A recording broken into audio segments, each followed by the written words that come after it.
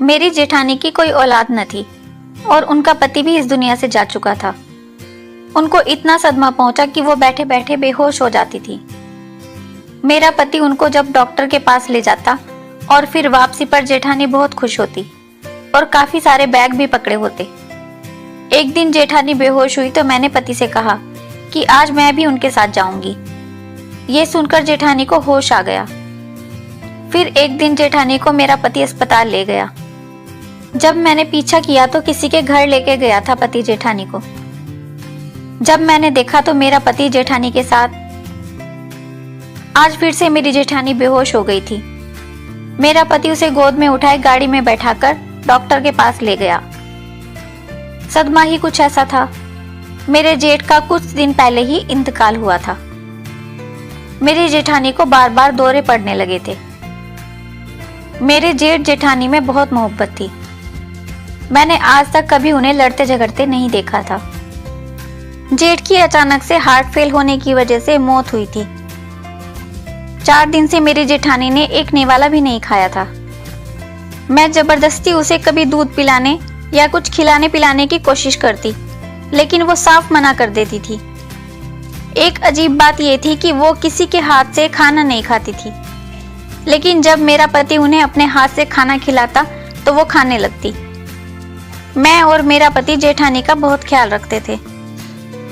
एक तो उनकी कोई संतान नहीं थी, उस पर अब पति का गम भी। मुझे उसकी हालत पर बहुत अफसोस होता, लेकिन न जाने क्यों जब से मेरे जेठ की मृत्यु हुई थी वो रोज ही चक्कर खाकर गिर जाती थी। मेरे पति उन्हें डॉक्टर के पास ले जाते। मुझे तो बहुत परेशानी सी होने लगी थी। मेरी जेठानी किसी काम को हाथ भी नहीं लगाती थी। सारा काम मैं ही करती थी। फिर मेरे दोनों बच्चे छोटे थे, उन्हीं से फुर्सत नहीं मिलती थी। उस पर अब ये आफत मुझ पर टूट पड़ी थी कि जेठानी आए दिन बेहोश हो जाती थी। एक बात जो मुझे बहुत परेशान करने लगी थी वो ये थी कि मेरी जेठानी मेरे पति से बहुत खुलकर बात करती थी, जबकि उनका मायका भी ठीक ठाक पैसे वाला था। लेकिन वो अपने मायके भी नहीं गई थी। कहने लगी कि मुझे अब हमेशा अपने इसी घर में रहना है। वो जवान थी, चाहती तो दूसरी शादी भी कर सकती थी, लेकिन कहने लगी कि वो मेरे जेठ मोहन के नाम पर ही जिंदगी गुजारेंगी। पहली बार तो मैंने यही सोचा कि वो सदमे में है, जैसे जैसे वक्त गुजरेगा वो ठीक हो जाएंगी। लेकिन अब तो महीना गुजर गया था। अब मेरी जेठानी की हरकतें मुझे अजीब लगने लगी। वो पूरा दिन कमरे में बंद रहती। खाना नाश्ता मैं उन्हें कमरे में देकर आती। कोई मोहल्ले की औरत उनसे मिलने भी आती तो वो कमरे से बाहर नहीं निकलती और मिलने से इनकार कर देती थी। अब ये भी नहीं था कि वो हर वक्त रोती रहती थी। पूरा दिन नॉर्मल ही रहती थी, लेकिन जैसे ही मेरे पति घर के अंदर आते वो कमरे से बाहर आ जाती और मेरे पति से लिपटकर रोने लग जाती। कहने लगती, तुम्हारा भाई मुझे क्यों अकेला छोड़ गया, मैं अब किसके सहारे जीऊंगी। मुझे ना जाने क्यों अब जेठानी की बात बुरी लगने लगी थी। अगर उन्हें इतना गम था तो मेरे गले लगकर रो लेती, अपना जी हल्का कर सकती थी। ये कौन सा गम था, मेरे पति के गले लगकर ही कुछ कम होता था। पूरा दिन वो भली चंगी रहती थी। मेरा पति पूरा दिन का गया भूखा प्यासा थका घर लौटता तो वो कमरे से बाहर निकलकर उसके गले लगकर रोना शुरू कर देती थी। साथ ही चक्कर खाकर बेहोश हो जाती थी। मेरे पति उन्हें गोद में उठाए डॉक्टर के पास ले जाते। जब वापस घर आती तो बिल्कुल ठीक ठाक अपने कमरे में चली जाती थी। ऐसी कौन सी बीमारी थी जो मेरे पति के आते ही हो जाती थी, और जब जेठानी डॉक्टर के यहाँ से आती तो ठीक हो जाती। मेरा पति भी बिना नाक मुंह चढ़ाए अपनी भाभी के काम के लिए तैयार हो जाता, और अगर मैं किसी काम के लिए कह देती तो मना कर देता था कि अभी थका हूं, नहीं जा सकता। वो कहते, मैं पूरा दिन का थका होता हूँ, सारी जिम्मेदारियां मुझ पर आ गई हैं, तुम्हें पता होना चाहिए। मैं चुप हो जाती, क्योंकि वो मुझे साफ जवाब दे देते थे। मेरी जेठानी जवान थी, मेरे पति की हम उम्र थी। मेरे जेठ मेरे पति से 6 साल बड़े थे। उनकी शादी के फौरन बाद मेरी सास भी चल बसी थी और ससुर पहले ही जा चुके थे। घर में बस ये 2 भाई ही रहते थे।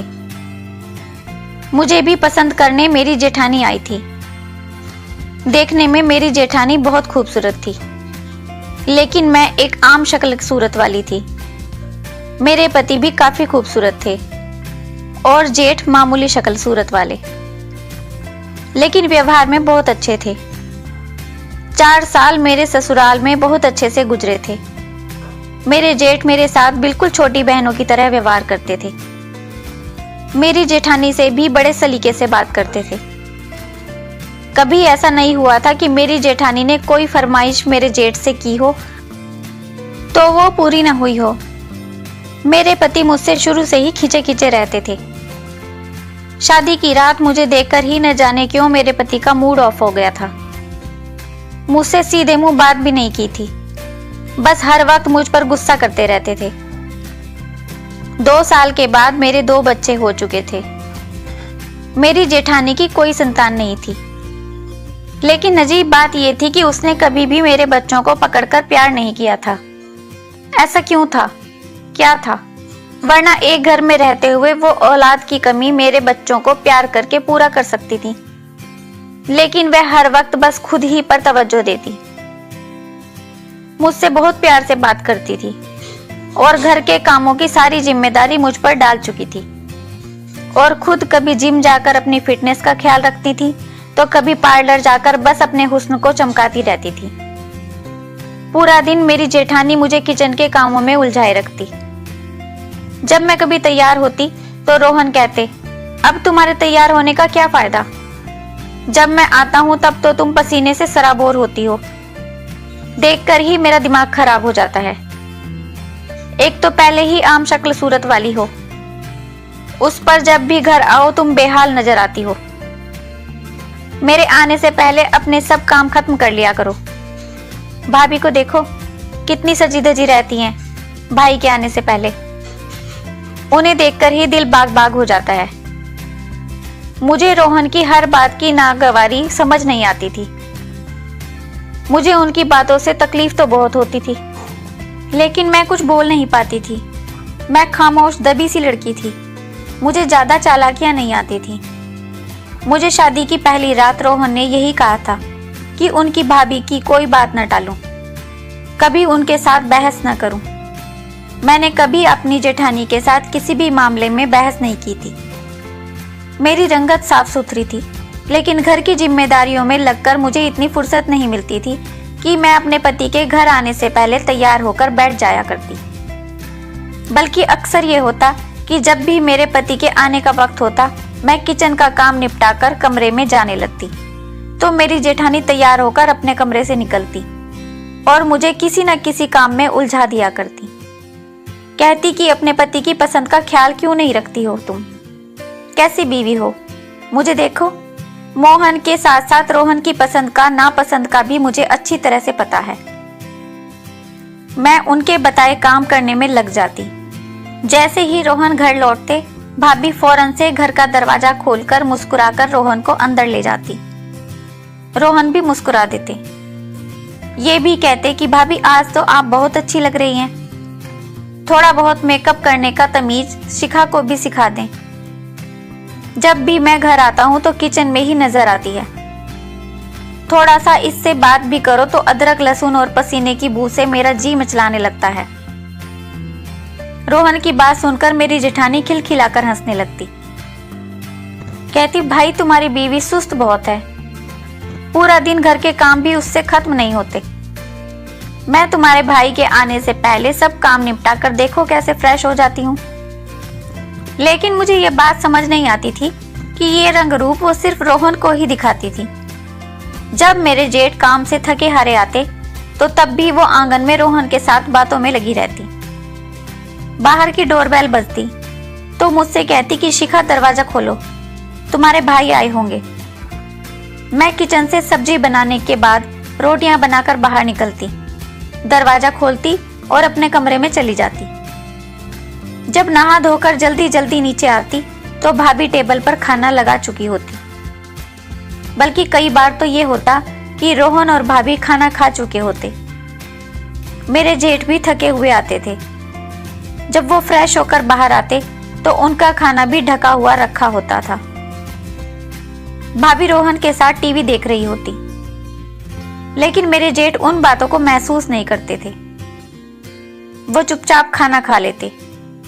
जैसे ही मैं खाना खाकर उठती, भाभी मुझसे कहती कि अब किचन तुम संभालो, मैं बहुत थक गई हूं। मैं टेबल से बर्तन उठाने लगती और ये भी सोचती कि पहले भी तो मैं ही किचन संभालती हूँ। वो करती ही क्या है, बस अपने हुस्न को चमकाती रहती हैं। शादी के चंद माह बाद ही मैं गर्भवती हो गई थी। रोहन का रवैया भी मुझे लेकर कुछ बेहतर हो गया था। जब मेरा पहला बेटा हुआ तो रोहन के साथ साथ मेरे जेठ जी भी बहुत खुश थे। उन्हें बच्चे बहुत पसंद थे। वो जब भी घर लौटते मेरे बेटे को गोद में उठा लेते थे, उससे बहुत ज्यादा प्यार करने लगते। वहीं उल्टा मेरी जेठानी मेरे बेटे को नहीं पकड़ती थी। वो मुंह से बहुत कहती थी कि वह भी मां बनना चाहती हैं, लेकिन मैंने कभी उनकी आंखों में औलाद की तड़प नहीं देखी थी। अभी मेरा बड़ा बेटा 3-4 महीने का ही हुआ था कि मैं फिर से गर्भवती हो गई थी।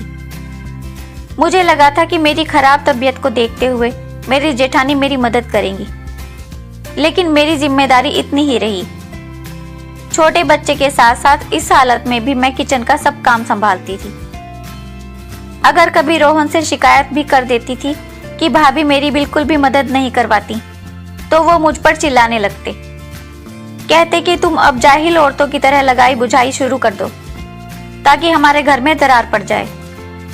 भाभी भी तो है, मजाल है कि उन्होंने कभी तुम्हारी बुराई की हो मुझसे, क्योंकि वो घर बनाना जानती हैं, रिश्ते निभाना जानती हैं, तुम्हारी तरह नहीं है।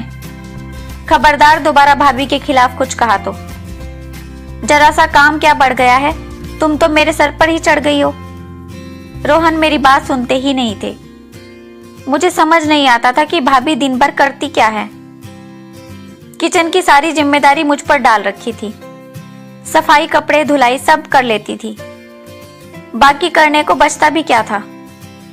दूसरा बेटा होने पर मैं बिल्कुल घनचक्कर सी बनकर रह गई थी। अक्सर ऐसा होता कि मैं बच्चों और घर की जिम्मेदारियों में रोहन को बिल्कुल वक्त नहीं देती थी। बाकी मैं दिन भर की थकी होती थी, लेटते ही गहरी नींद में सो जाया करती थी। खुद के लिए कुछ वक्त नहीं मिलता था। और अजीब बात यह थी कि रोहन ने मुझसे शिकायत करना छोड़ दी थी। मुझे तो यही लगा कि रोहन मेरी मजबूरी देखकर मेरा साथ दे रहे हैं, लेकिन हकीकत कुछ और ही थी। चंद माह पहले की बात है। मेरे जेठ जब बहुत चुपचाप रहने लगे थे और सिगरेट भी बहुत ज्यादा पीने लगे थे। सिगरेट वो पहले भी पीते थे, लेकिन कभी कभी।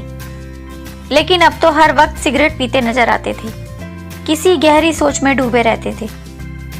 मेरी जेठानी का वो ही रूटीन था, अपनी फिटनेस का ख्याल रखना, सजना संवरना। वो लापरवाह किस्म की औरत थी, या शायद खुद पसंद थी। मेरे जेठ की उन्हें खास परवाह नहीं थी। मेरे बच्चों का जुड़वा बच्चों वाला हाल था। एक बीमार होता तो दूसरा भी बीमार पड़ जाता। एक को भूख लगती तो दूसरे को भी भूख लगने लग जाती थी। मुझे खाना बनाने के लिए रात को उठकर किचन में जाना ही पड़ता था। मैं जब कमरे से निकलकर लाउंज में आती तो मेरे जेठ अपने कमरे की बजाय लाउंज में बैठे सिगरेट पी रहे होते। वो किसी गहरी सोच में डूबे होते थे। ना उन्हें मेरे किचन में जाने का पता चलता, ना ही वापस अपने कमरे में जाने का पता होता। वो अपने ही सोचों में मगन थे। जब मैं कमरे में गई तो दोनों बच्चे रो रहे थे। रोहन उनकी वजह से उठकर गुस्से में लग रहे थे। मैंने दोनों बच्चों को खाना खिलाया तो बच्चे चुप हो गए। मैंने रोहन से कहा कि मोहन भाई आजकल बहुत चुपचाप रहने लगे हैं, सिगरेट भी ज्यादा पीते हैं, क्या वजह है? रोहन शायद नींद में थे। कहने लगे ऑफिस की टेंशन होगी, ठीक हो जाएगी। ये कहकर लेटकर सो गए। लेकिन मोहन भाई ठीक होने के बजाय अपने गम अपने सीने में छुपाए दुनिया से जा चुके थे। और अब मेरी जेठानी ने नया तमाशा शुरू कर दिया था कि जैसे ही रोहन ऑफिस से घर आते तो वो कमरे से निकलकर उनके गले लगकर रोने लगती और चक्कर खाकर बेहोश हो जाती। रोहन उन्हें गोद में उठाकर गाड़ी में बैठाकर डॉक्टर के पास ले जाते। जब वापस आती तो जेठानी खुश नजर आती। मेरी तो हैरत की इंतहा उस दिन न रही जिस दिन वो सुर्ख लाल रंग का जोड़ा पहने फुल मेकअप किए कमरे से बाहर निकली थी। फिर रोने लगी। शक्ल बनाकर रोहन से कहने लगी, मोहन को मैं ऐसी अच्छी लगती थी, कहते थे तुम हमेशा सजी संवरी रहा करो, लेकिन अब वो नहीं रहे। लोग मुझे कहाँ इस तरह से बना संवरा देखकर जीने देंगे जैसा मोहन चाहते थे। उनकी बात सुनकर रोहन भी उनकी तारीफ करने लगे। कहने लगे, आप रोज ऐसे ही तैयार रहा करें जैसे भाई को अच्छी लगती थी। उनकी गलत बात पर भी मेरी क्या मजाल थी कि मैं रोहन के आगे कुछ कह जाती। अब तो भाभी रोज तैयार होने लगी, घंटों रोहन से बातें करती रहती। मुझसे अब ये सब देखा नहीं जा रहा था। हर 2-3 दिन बाद वो बेहोशी का ड्रामा करती। अब तो जब रोहन के साथ वापस आती तो हाथ में शॉपिंग बैग भी होते और रोहन मुझसे कहते कि भाभी का दिल बहलाने के लिए मैंने उन्हें शॉपिंग करवा दी है, ताकि उन्हें ये न लगे कि मोहन भाई नहीं है तो उन्हें कोई पूछने वाला नहीं है। एक बार तो जो कुछ मेरी नजरों ने देखा मेरे होश उड़ाने के लिए काफी था। रात को मैं बच्चों के रोने की आवाज सुनकर उठी। बराबर में देखा तो बिस्तर खाली था, रोहन गायब थे। जब मैं बच्चों के लिए दूध बनाने के लिए कमरे से बाहर निकली तो मुझे अपनी जेठानी की हंसने की आवाजें आ रही थी। मैं धीरे धीरे कदम उठाती उनके कमरे की तरफ पहुंची। दरवाजा बंद था लेकिन खिड़की का पट खुला था। जो कुछ मेरी आंखों ने देखा मेरे पैरों तले से जमीन निकल गई। मैं वापस अपने कमरे में आकर रोने लगी। मैंने बच्चों को दूध दिया और सुला दिया। कुछ देर के बाद ही रोहन मुस्कुराते हुए कमरे में आए। मुझे देखकर कहने लगे, तुम अभी तक जाग रही हो? मैंने पूछा, आप कहाँ थे? तो कहने लगे, भाई के बाद बहुत उदास हो गई थी। मैं पानी पीने कमरे से बाहर निकला तो मुझे उनके कमरे से रोने की आवाजें आ रही थी, इसलिए मैं उनके पास चला गया था उन्हें तसल्ली देने। मैं थोड़ी मुस्कुराई और कहा, आपके यहाँ भाभी को सीने से लगाकर तसल्ली दी जाती है? मेरी बात सुनकर वो मुझे घूरने लगे। कहने लगे, तुम छुप छुप कर मुझे देखती हो? क्या समझती हो तुम मुझे? वो मेरी भाभी हैं, मेरे भाई की पत्नी है। मैं उनको छोटा भाई समझकर तसल्ली दे रहा था, लेकिन अगर तुम मुझ पर यूं ही शक करती रही तो हाँ, तब मैं जरूर उनसे शादी कर लूंगा। ये बात सुनकर तो मेरे हवास गुम हो गए। मेरा मायका कोई पैसे वाला तो था नहीं। फिर मेरी और भी छोटी बहनें थी जो शादी के लायक थी और अच्छे रिश्ते के इंतजार में बैठी थी। मैं अपने 2 बच्चों के साथ मायके जाकर नहीं बैठ सकती थी। मैंने एक चुप साध ली थी। मेरी जेठानी तो और भी बेतकल्लुफ हो गई थी। अब तो रोहन के साथ बाहर खाना खाने भी चली जाती थी। वो मुझ पर हुक्म भी चलाने लगी थी, लेकिन मैं भी कब तक सब्र का दामन थामे रखती। एक दिन मैं उन पर चिल्लाने लगी। मैंने कहा कि आपके अंदर शराफत नाम की चीज है भी कि नहीं? रोहन के साथ होते हुए आपको शर्म नहीं आती? वो पति मेरा है, लेकिन रात को आप उसे रो रो कर अपने कमरे में बुला लेती हैं। उस दिन भी जब मैंने कमरे की खिड़की से देखा तो वो रोहन के सीने से लगकर हंस रही थी। कह रही थी कि तुम मुझे बिल्कुल मोहन की तरह लगते हो। जब मेरे पास होते तो मुझे लगता है कि मोहन मेरे पास है। प्लीज रोहन, मेरे पास से उठकर मत जाओ। और रोहन उसका सिर सहला रहा था। कहने लगा, आप क्यों हर समय भाई को याद करती रहती हैं? इस तरह तो बीमार पड़ जाएंगी। मैं एक औरत होने के नाते यह सब बर्दाश्त कैसे कर सकती थी? वो मेरी बात सुनकर ठहाके लगाकर हंसने लगी। कहने लगी, जाकर पहले अपनी शक्ल आईने में देखो और फिर रोहन को देखो। तुम उसके साथ कहाँ जचती हो? तुम उसकी बीवी कम और नौकरानी ज्यादा लगती हो। मुझे उनकी बात सुनकर अफसोस हुआ। मैंने कहा, तो फिर आपने मुझे अपने देवर के लिए क्यों पसंद किया? उनके लिए किसी खूबसूरत लड़की को ब्याह कर क्यों नहीं लाई? इंसान देखने में जैसा भी हो, लेकिन नाइंसाफी बर्दाश्त नहीं कर सकता। मुझसे ये बात बर्दाश्त नहीं हुई थी। वो इस बात पर भी हंसने लगी। कहने लगी कि मैंने जानबूझकर तुम्हें रोहन के लिए पसंद किया था। मैं जानती थी कि तुम रोहन के हिसाब से अच्छी नहीं हो। असल में मुझे रोहन के लिए तुम जैसी आम शक्ल सूरत की लड़की चाहिए थी, ताकि वो तुम्हारे बजाय मुझे देखने पर तवज्जो दे, मेरी तारीफ करे, क्योंकि मेरे साथ भी ऐसा ही हुआ था। मैं बेमिसाल हुस्न की मालकिन थी, लेकिन मेरे पिताजी ने मोहन की शराफत देखकर एक मामूली शक्ल सूरत वाले शख्स से मेरी शादी करवा दी थी। जब मैं विदा होकर इस घर में आई तो पहली बार मैंने रोहन को देखा था। वो अपने भाई से बिल्कुल अलग था। पहली नजर में रोहन पर अपना दिल हार बैठी थी। मैं मोहन के कमरे में दुल्हन बनी बैठी थी, लेकिन मेरे दिल और दिमाग पर बस एक ही शख्स था, और वो था रोहन। मोहन मेरे हुस्न की तारीफ बहुत करते थे, लेकिन मुझे कभी उनकी जबान से अपनी तारीफ अच्छी नहीं लगती थी। मैं तो रोज रोहन के लिए सस्ती संवरती थी। वो मुझे भाभी समझता था, इज्जत भी करता था, लेकिन एक ही तकलीफ होती थी मुझे रोहन से, कि वो मुझसे दूर दूर रहता था, मुझे देखता नहीं था।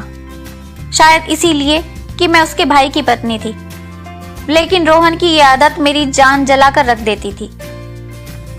मेरी सास बीमार रहती थी, उसे मेरी सेवा और देखभाल की जरूरत थी, लेकिन मुझे न पति की परवाह थी न बीमार सास की।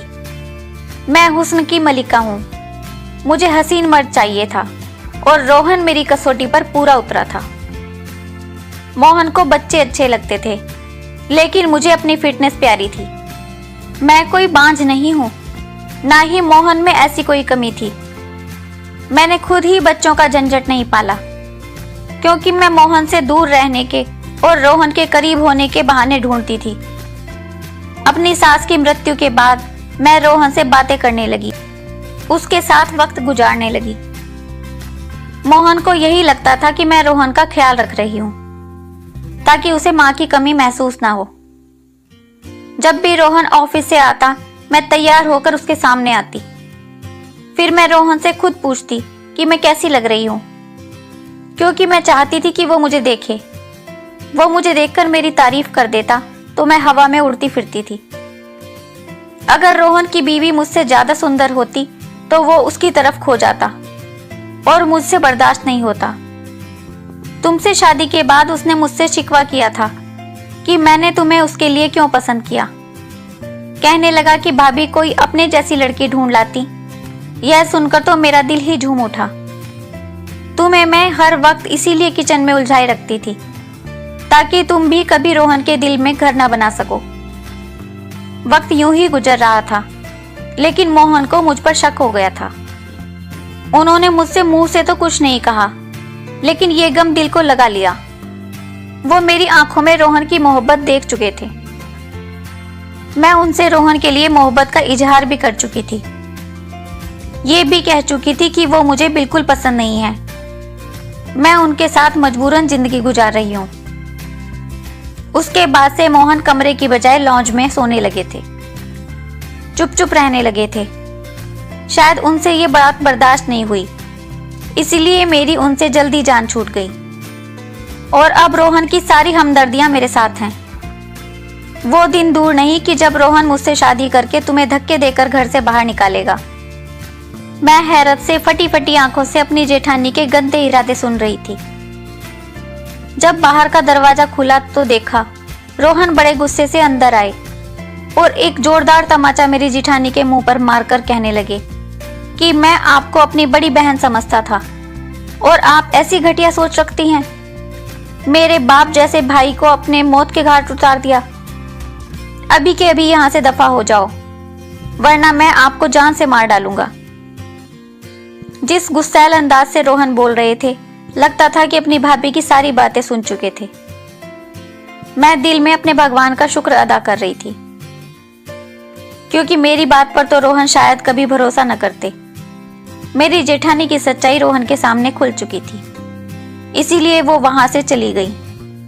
रोहन मुझसे नजरें झुकाकर कहने लगे कि मुझे माफ कर दो, मैंने तुम्हारे साथ अच्छा नहीं किया। रिश्तों की खूबसूरती इसी में है, जो भी रिश्ता भगवान ने दूसरों के साथ बनाया है उसे उसी नजर से देखा और गुजारा जाए। धन्यवाद दोस्तों। कैसी लगी ये कहानी आपको? अपने विचार कमेंट्स में जरूर बताइए। अगर कहानी अच्छी लगी है तो लाइक शेयर सब्सक्राइब करना मत भूलिए। अपना